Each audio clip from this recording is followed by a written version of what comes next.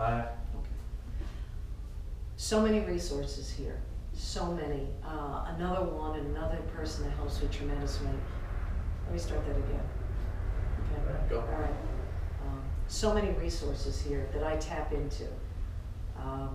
Among them, Dr. Charlie. Dr. Charlie not only adjusts me when I'm here, but also he'll do some NET, but also do another, something else. What is it called again? I forgot what it is. CRA. CRA. Contact reflex analysis. And Dr. Charlie has explained it to me, and you have explained it to me. All I know is it helps me. Yeah.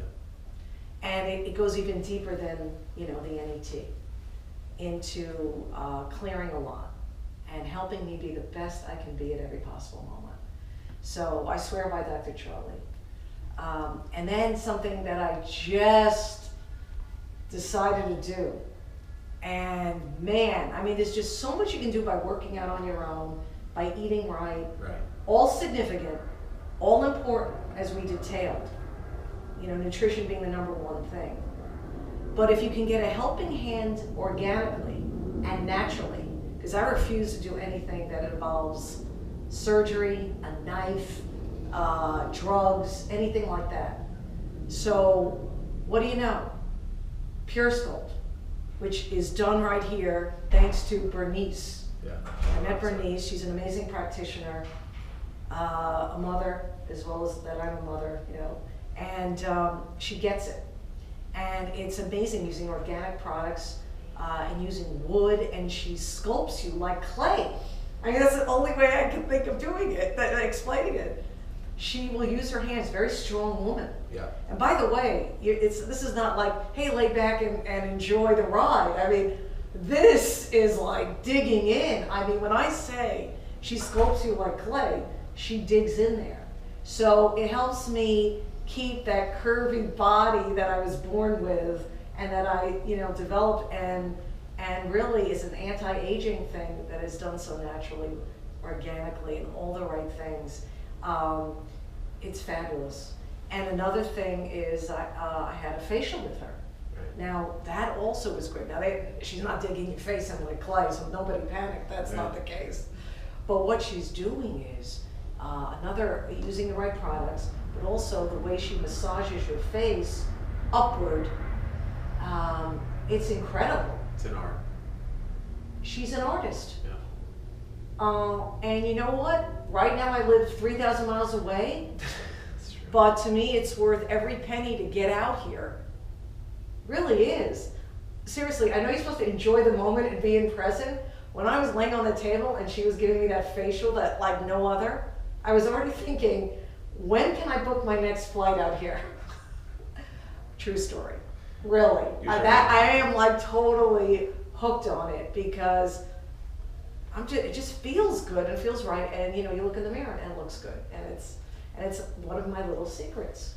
But I'm sharing with you as I go beyond. Yeah. Well, that's what this event is all about with Go Beyond, is really sharing with this audience things that they didn't know exist that are really the secrets that so many people who have gone beyond utilize to have them go beyond. So it's really, this forum is about everyone seeing this. And you mentioned Dr. Charlie. He's going to be doing his own segment of Go Beyond, so definitely see you for his. Dr. Kokora as well, doing hers. So good stuff happening, and people get an opportunity to learn more about what you mentioned firsthand. So we also talked about mentors. So who is there one mentor that stands out? I know there have been many along the way that helped guide us all to where it is, that if it wasn't for that pivotal person, and sometimes it's not the bigness of what they did, it's just that they were there at the right time. Good point. Who just pops in your head? Yeah, and I talk about this in my book, Conehead, as well.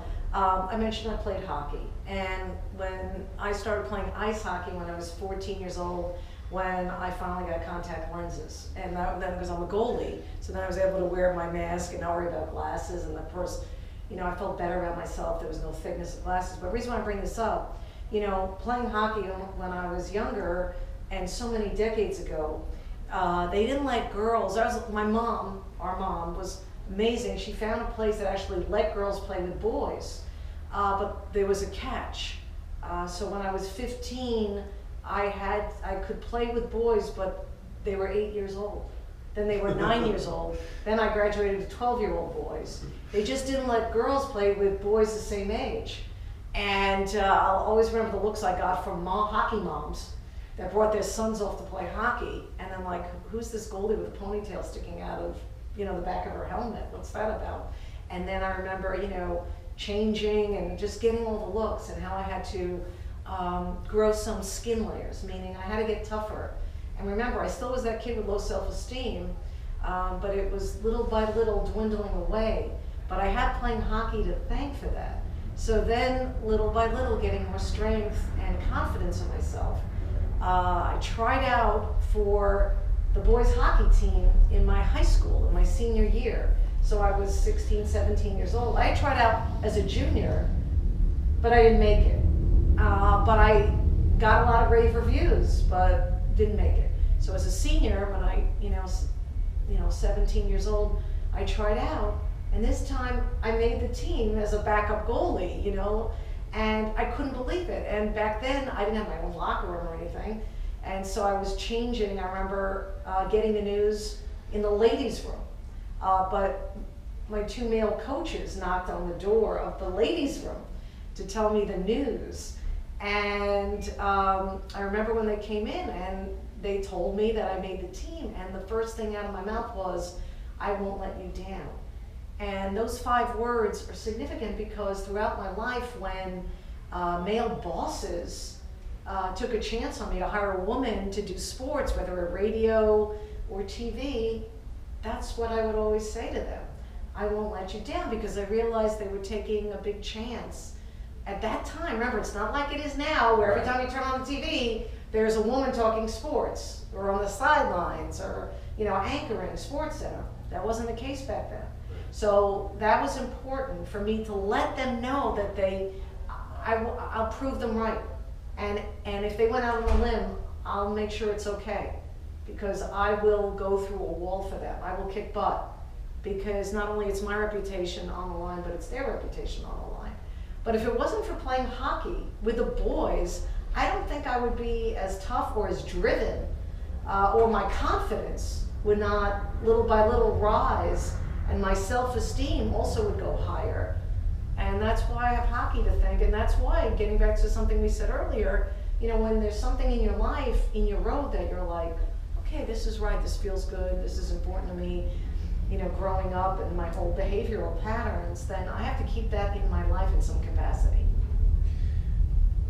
Sports has united nations, and we see that in the games, we see in all these different places, and the power of sport. And it's helped so many people in life and metaphorically go beyond in their own lives. And you've been a part of so many interviews, so many sporting events. You and I have been at some amazing going beyond, whether it's been is our bias either a New York Giant or a New York Ranger or something, being from New York originally. What's one that just stands out where you saw a team or an individual, Mark Messier, whatever your thing is? I have mine, you have yours. What is one that has impacted you, that you replay in your head, and where time stood still, where you saw that sporting moment that get people to love for sport? Yeah, I have several, and one you were at, but the first one I always have to go to is 1994. When the Rangers won the Stanley Cup, something I didn't think was going to happen in my lifetime. No. And I was just 2 years into ESPN then, and it wasn't a situation where you could just, there are tickets given out to you. Okay, people think, oh, you must go everywhere, you must get tickets everywhere. No, that's not the case. So when it was, there were 2 opportunities for the Rangers to win the Stanley Cup, if everyone remembers.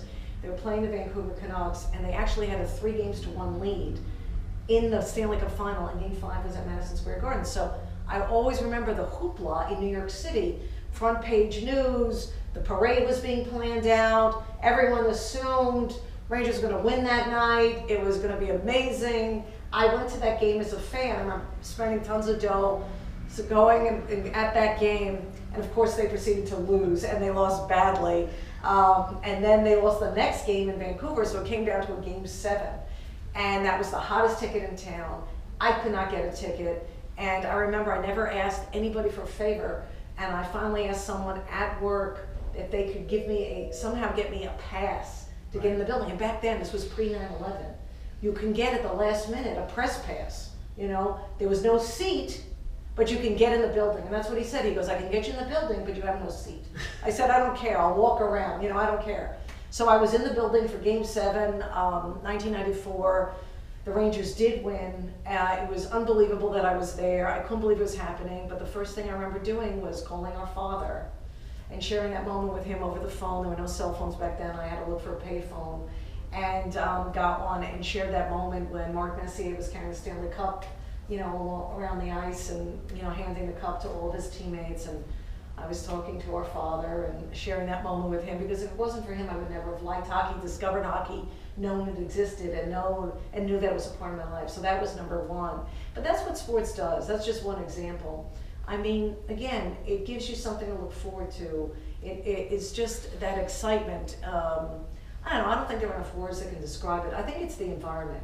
We grew up in that environment. Right. I think if you don't grow up in that environment where a family member is really into sports and makes it appointment viewing, I get it. There's no emotional connection. Right. You need an emotional connection to a sports team to love sports as much as we do, that we plan trips around our teams. Right. Because we know we need this in our lives. We know that is a part of our makeup, the emotional connection. If you do not have that, it doesn't mean you can't get it. You can get it later in life, but you just have to find something to attach yourself to.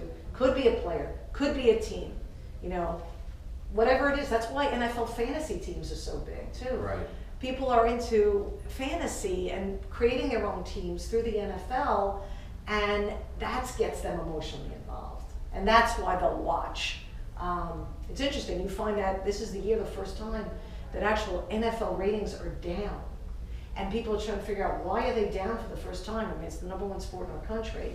Well, I think they're down is because NFL fantasy teams are so big, where people are not attached to teams anymore. Right. They're attached to players, so they don't have to sit there for 3.5 hours and watch a single game. Thus, the ratings are down. They're looking at the Red Zone channel and saying, okay, Joe Schmo scored a touchdown for me, and my quarterback had 3 touchdowns. They don't have to watch the game anymore.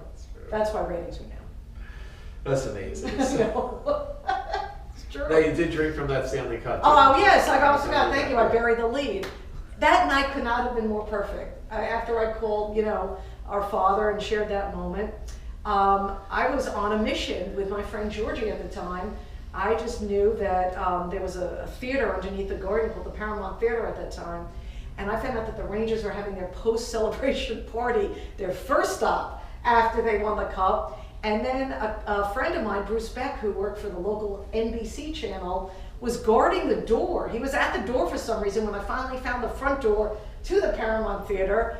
And I said, Bruce, can I go in there? And he's like, yeah, go ahead. And I went in there, and you would think, hey, oh my God, I'm at the Rangers post party when they won the Stanley Cup. They're all there, Adam Grace, Mark Messier, Brian Leach, Mike Richter, they're all having fun, their spouses, girlfriends, family members, they're all there. Then I see out of the corner of my eye the Stanley Cup with different beverages in there being poured in and people drinking from it, and it was cornered off, and people recognized me from being on ESPN, and one of the photographers picked up the little rope. I went under it. They were like, hey, Linda, and they start tipping the cup right into my mouth, and someone took a picture of it. Oh, and this was before cell phones, people. So it was actually a real photographer. Real picture, and I have it in my home. So it was a magical night. That's awesome. That's awesome. So, I mean, there are people out there that are in different sports, some individual sports, team sports, and other people are just looking to go beyond in their own personal fitness or whatever. What do you tell people? What kind of stuff? I know we'll talk to you a little bit more about finding the positive. What do you tell them, and what have you always leaned on to keep going? Yeah, I mean, can I take a break? Yep. Can you stop it? Yep.